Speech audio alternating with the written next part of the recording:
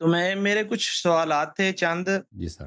جس میں آپ جیسے کہ حدیث ثقلین ہے کہ نبی پاک ہوں، صلی اللہ علیہ وسلم نے فرمایا میں تمہیں دو باری چیزیں چھوڑ کے جا رہا ہوں، ہوں، ایک قرآن ہے اور ایک میری اہل البیت ہے علیہ السلام، ہوں، اللہم صلی علی محمد و علی محمد۔ تو کائنڈلی آج میں جامع ترمذی شریف کا جو ہے نا مطالعہ کر رہا تھا، تو ادھر میرے سامنے سے ایک حدیث گزری ہے، جس کا انٹرنیشنل نمبر ہے 3662، ہوں، کہ نبی پاک صلی اللہ علیہ وسلم نے فرمایا میرے بعد ان دونوں کی اتباع کرو، یعنی ابو بکر و عمر کی اتباع کرو۔ تو ہوں۔ کائنڈلی اس کے اوپر مجھے تھوڑی سی کلیریفیکیشن چاہیے تھی کہ آپ ہمارے کتب سے آپ حدیثیں دکھاتے ہیں، تو کائنڈلی اس کے بارے میں آپ کا کیا کہنا ہے؟ کیا یہ حدیث صحیح ہے؟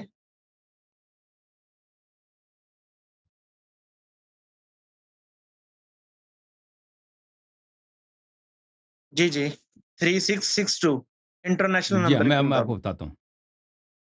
جی جی، دیکھیں یہ حدیث غلط ہے، آپ کے اپنے علماء نے کہا ہے کہ یہ حدیث غلط ہے۔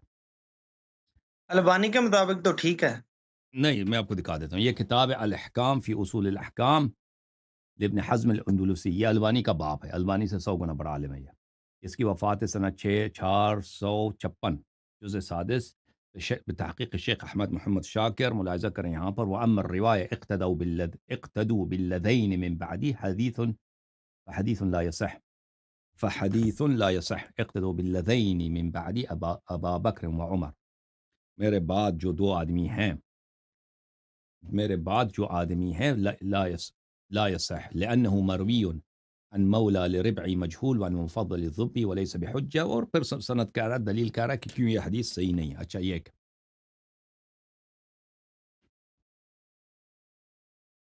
اور پھر کہتا ہے کہ اگر اس طرح ہے تو کیوں اہل سنت نے خود ابو بکر عمر کے فتووں کو ترک کیوں کیا؟ صفحہ نمبر 81 میں کہتے ہیں کہ اصحاب مالک اور ابی حنیفہ اور شافعی اترک الناس لابی بکر و عمر، ابو بکر عمر کے جو فتوے ہیں، ملاحظہ کریں، یہ دیکھیں، یہ ابو بکر عمر کے جو فتوے ہیں، میں اس کو ایک منٹ فل پیج کر دیتا ہوں۔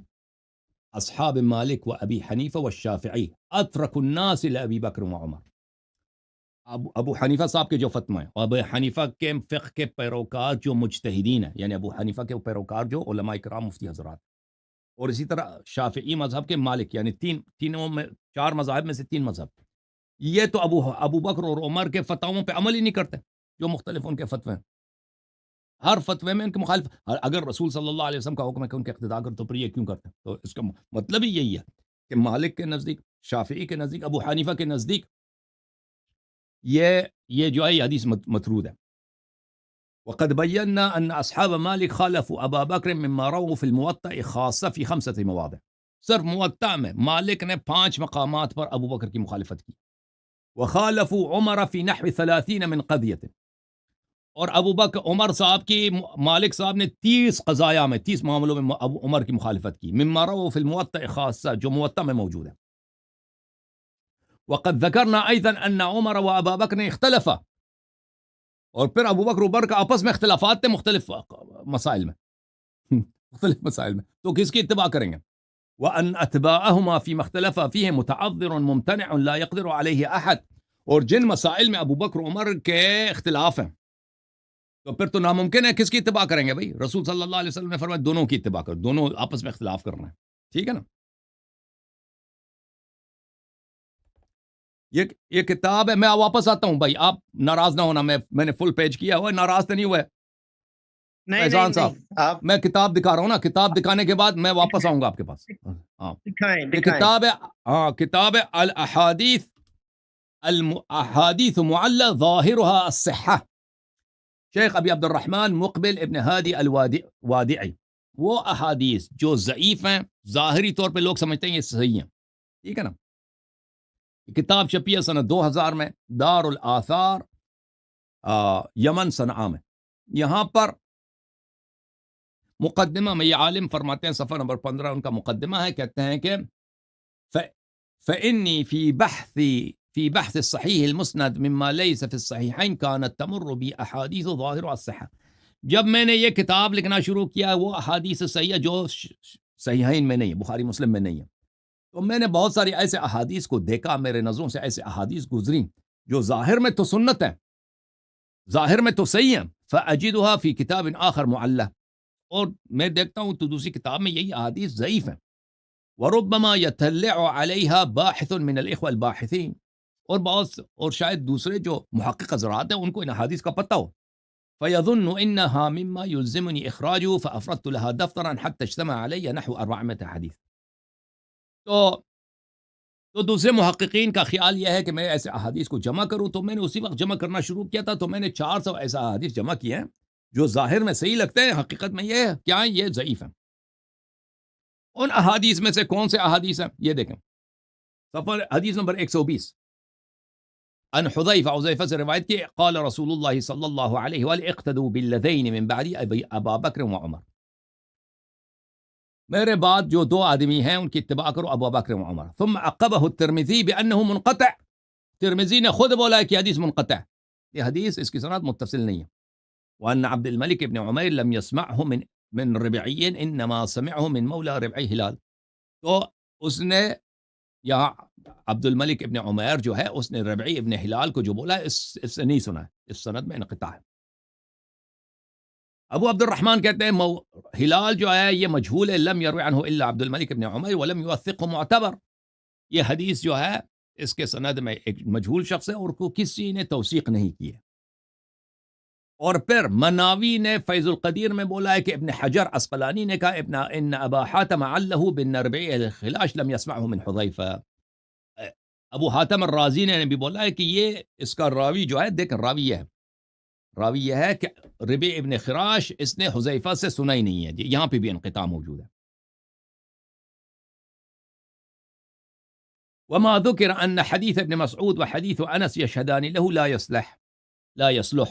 جنہوں نے کہا کہ یہ ابن مسعود سے بھی روایت ہے، انس سے بھی روایت ہے، وہ ایسی شہادتیں جو بالکل وہ شاہد ہونے کے لیے صالح نہیں ہے. لأنه منقطع، یہ حدیث جو ہے خود منقطع، وہما شدید الضعف، وہ دو حدیث تو بہت ہی زیادہ ضعیف ہیں، اس سے زیادہ ضعیف ہے. ٹھیک ہے نا، یہ آپ نے دیکھا. اور پھر آپ کی خدمت میں عرض کروں کہ یہ حدیث کیوں ضعیف ہے. جب امیر المؤمنین علیہ الصلاۃ والسلام شورا میں گئے تھے، ٹھیک ہے نا، 6 آدمیوں کا شورا بنایا تھا عمر نے، اور وہاں پہ عبد الرحمن ابن عوف نے کہا تھا کہ یا علی میں آپ کو خلیفہ بناتا ہوں، میں آپ کے ساتھ بیعت کروں، بس آپ وعدہ کریں کہ آپ ابو بکر عمر کی سنت پہ چلیں گے. تو مولا امیر المؤمنین علیہ السلام نے کہا تھا میں ابو بکر کی سنت پہ نہیں چلوں گا. اس نے کہا تھا، انہوں نے فرمایا تھا کہ میں رسول اللہ کی کتاب اور رسول صلی اللہ علیہ وسلم کی سنت پہ چلوں گا. اگر یہ حدیث صحیح ہوتی کہ لوگوں نے ابو بکر عمر کی سنت پہ چلنا ہے، اور اللہ کا شکر کرو کہ یہ حدیث غلط ہے، یہ حدیث غلط ہے. وَإِلَّا بہت سارے کام کرنے پڑتے تھے آپ کو، ان کی سنت جان بچ گئی. اگر ان کے سنت پہ جانا آپ پہ واجب ہوتا تو بہت سارے برے کام آپ کرنے پڑتے تھے. یہ کتاب ہے، کتاب تمہید الاوائل فی تخلیص الدلائل، تالیف القاضی ابی باکر محمد ابن طیب الباقلانی. یہ مؤسسۃ الکتب الثقافیہ میں سن 1987 میں چھپی ہے. ابو بکر الباقلانی یہ اشاعرہ اور احناف کا بہت بڑا عالم ہے. صفحہ نمبر 514 میں ملاحظہ کریں، یہاں پر ان الصحيح في هذا ما روي ان علي عليه السلام قال لعبد الرحمن بن عوف بعد ان عرض عليه البيع على شرط ما روي انه شرطه فاباه علي والتزمه عثمان. عبد الرحمن ابن عوف نے امام علی علیہ الصلوۃ والسلام پہ جو شرط لگائی تھی بیعت کرنے کے لیے کہ اگر اس شرط پہ مانیں گے تو ہم بیعت کریں گے. عثمان نے مانا، امام علی علیہ السلام نے نہیں مانا. امام علی علیہ الصلوۃ والسلام نے نہیں مانا. یہ حدیث صحیح ہے کہہ رہے ہیں. وہ حدیث، وہ جو شرط لگائی تھی عثمان نے مانا تھا اور امام علی علیہ السلام نے نہیں مانا تھا. وہ کیا تھا؟ وہ یہی تھا کہ آپ نے کتاب اللہ اور سنت رسول اور سنت شیخین پہ عمل کرنا. امام علی علیہ السلام نے کہا کتاب اللہ اور سنت رسول صلی اللہ علیہ وسلم پہ عمل کریں گے، اما سنت ابو بکر پہ عمل نہیں کریں گے. یہ کتاب تاریخ الطبری جزء رابع چاپ دار المعارف، یہاں پر صفحہ نمبر 238 میں هل انت، عبد الرحمن بن عوف نے کہا هل انت یا علی مبایعی علی کتاب اللہ و سنت نبی و فعل ابی بکر و عمر. یا علی سلام اللہ علیک، کیا آپ میرے ساتھ میرے بیعت کو قبول کریں گے کتاب اللہ پر، سنت نبی پر اور ابو بکر اور عمر کی فعل پر؟ فقال اللہم لا، امام علیہ السلام نے کہا کہ نہیں، میں نہیں مانتا. ولیکن علی جہدی من ذلک و طاقتی، میں اپنے اجتہاد پر اور اپنے رائے پہ عمل کروں گا، اور کتاب اللہ اور سنت پر، وہ تو واضح ہے. فالتفت الى عثمان، عثمان کی طرف پھر گیا، کہا کہ میں بیعت کرتے ہیں آپ کے ساتھ کتاب اللہ سنت نبی صلی اللہ علیہ وسلم فعل ابو بکر عمر پر. عثمان نے فوراً کہا اللہم نعم، جی ہاں میں کرتا ہوں. ٹھیک ہے نا. تو یہ واضح دلیل ہے کہ ابو بکر رسول صلی اللہ علیہ وآلہ وسلم نے کبھی نہیں کہا تھا کہ آپ سنت میرے بعد ابو بکر عمر کی اتباع کریں. یہ کتاب ہے مسند احمد ابن حنبل جلد نمبر 1، کتاب چھپی ہے سن 1998 میں. یہاں پر حدیث نمبر 557، صفحہ نمبر 238، عن عاصم عن ابی وائل عبد الرحمن ابن عوف سے میں نے کہا کیف بایعتم عثمان وترکتم علی. اوے عبد الرحمن ابن عوف ڈس سانو، آپ نے کیوں عثمان کے ساتھ بیعت کی، امام علی علیہ السلام کے ساتھ کیوں نہیں بیعت کی؟ وہ تو ان سے زیادہ بہتر تھے. ہاں کہا، اس نے کہا میرا کیا قصور ہے؟ عبد الرحمن نے کہا میرا کیا قصور ہے؟ قد بدأت بعلی، میں نے امام علی علیہ السلام کے ساتھ شروع کیا. فقلت، میں نے امام علی علیہ السلام سے کہا ابایعک علی کتاب اللہ و سنت رسول وسیرت ابی بکر و عمر، میں آپ کے ساتھ بیعت کرتا ہوں کتاب اللہ سنت نبی صلی اللہ علیہ وآلہ وسلم اور سیرت ابو بکر عمر پر. قال فقال فیما استطعت، امام علی علیہ السلام نے کہا کہ میں ان باتوں میں جو میرے بس میں کرتا ہوں. عثمان سے میں نے جب یہ عرض کیا تو عثمان نے فوراً قبول کیا، جی سنت ابو بکر عمر مقبول ہے مجھے. اور اس کے دوسرے الفاظ کے ساتھ بھی یہ بہت بھلے یہ مروی ہے. پھر یہ حدیث اگر ہوتا صحیح ہوتا نا، اقتدوا بالذین من بعد، میرے بعد اقتدا کرو ابو بکر عمر کی، اگر یہ واضح ہوتا تو سقیفہ بنی ساعدہ میں انصار نے تو نہیں کہا کہ ہم ابو بکر عمر سے بیعت کریں گے. ابو بکر وہ خود اپنا خلیفہ بنانا چاہتے ہیں سعد بن عبادہ کو. اور ملاحظہ کریں یہ صحیح بخاری ہے جلد صفحہ نمبر 651، حدیث نمبر 3668. ٹھیک ہے نا. یہاں پر ابو بکر نے جب خطبہ دیا ہے، بات کی ہے سقیفہ بنی ساعدہ میں، فقال فی کلامی نحن الامراء وانتم الوزراء، ہم جو ہے ہم قریش کیا ہوگا، قریش امیر ہوگا اور آپ لوگ ہمارے ساتھ رہیں. فقال حباب بن المنذر لا والله لا نفعل منا امیر ومنکم امیر، اس نے کہا کہ حباب بن المنذر نے کہا نہیں، ایک امیر قریش کا ہونا چاہیے، ایک امیر ہمارا انصار کا ہونا چاہیے.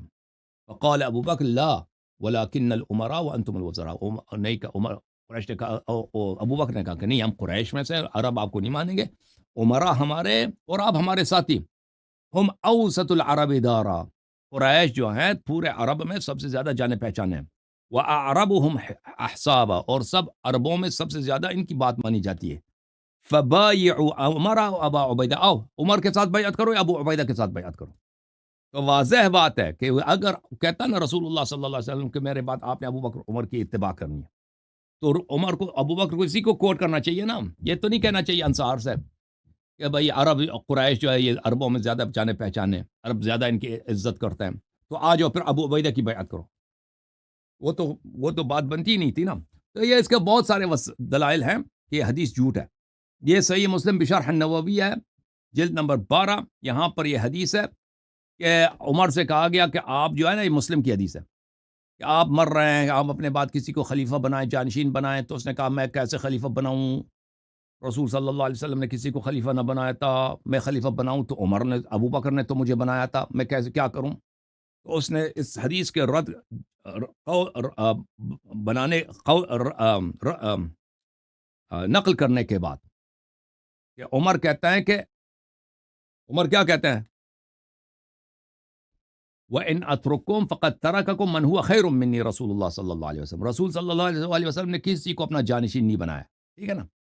وفي هذا الحديث دليل على أن النبي صلى الله عليه وسلم لم ينص على خلیفة، اس حدیث میں یہی دلیل ہے عمر کی قول میں کہ رسول صلی اللہ علیہ وسلم نے کسی کو اپنا جانشین نہیں بنایا. وهو اجماع اہل السنہ، یہ اہل سنت کی اجماع. تو کیا پتہ چلا نا کہ وہ حدیث اقتدوا بالذین من بعدی ابا بکر و عمر وہ جھوٹ ہے. اوکے جناب فیضان صاحب، صحیح ہے. جی جی، اس تے اوکے غصہ ہی مزید کر بول. گئے ہو مینوں لگا. ہیں اوکے میرے جی ਹੋਰ ਵੀ ਸਵਾਲ ਨੇ. جی سر بولیں. ਜਾਮਿਆ ਤਿਰਮਿਜ਼ੀ ਸ਼ਰੀਫ ਦੇ ਅੰਦਰ ਤੁਸੀਂ ਹਦੀਸ ਖੋਲੀ ਨਹੀਂ ਹੈ. ਇੱਕ ਵਾਰੀ جی ਜਾਮਿਆ ਤਿਰਮਿਜ਼ੀ ਸ਼ਰੀਫ ਦੇ ਅੰਦਰ ਹਦੀਸ ਖੋਲੋ, ਉਹਦੇ ਵਿੱਚ ਜਿਹੜਾ ਹੈਗਾ ਲਿਖਿਆ ਹੋਇਆ ਹੈ ਕਿ ਇਹ ਸਹੀ ਸਨਦ ਨਾਲ ਮੌਜੂਦ ਹੈ. جامع ترمذی نے خود بولا یہ صحیح ہے. جی جی آپ اوپن کریں. میں تو اوپن کرتا ہوں. اگر یہ حدیث صحیح ہے تو عمر نے کیوں کہا بخاری میں اور مسلم میں کہ رسول صلی اللہ علیہ وسلم نے کسی کو اپنا جانشین نہیں بنایا؟ پھر تو عمر نے تہمت کیا نا، افترا کیا رسول اللہ صلی اللہ علیہ وسلم. یہ جامع ترمذی ہے، جلد نمبر 6، یہاں پر صفحہ نمبر 149 پہ چلتے ہیں نا. یہ تحقیق کس کی ہے ساما صاحب؟ یہ بشار عواد معروف، بشار، ڈاکٹر بشار. یہ حدیث نمبر کون سے؟ 3805. یہ روایت یہ ہے بھائی، اقتدوا بالذین من بعدی من اصحاب ابا بکر وعمر واہتدوا بہدى عمار، اور عمار کی ہدایت پہ چلو. وتمسکوا بعہد ابن مسعود، اور عبداللہ ابن مسعود کے باتوں پہ اتباع کرو. هذا حدیث غریب.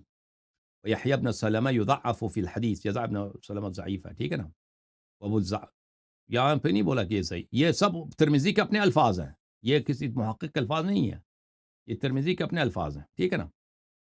تو یہ حدیث جو آپ نے ترمذی سے بولا نا، تو اس میں صرف ابو بکر عمر نہیں ہے، عمار یاسر کی ہدایت پہ بھی چلنے کا حکم ہے، اور عبداللہ ابن مسعود کے فرامین کے اتباع کرنا بھی ضروری، ان کو بھی خلیفہ بنانا تھا پھر تو، ٹھیک ہے. پھر عثمان کی خلافت باطل ہے، ابو بکر عمر کے بعد عمار کے بعد عبداللہ ابن مسعود کو بنانا تھا.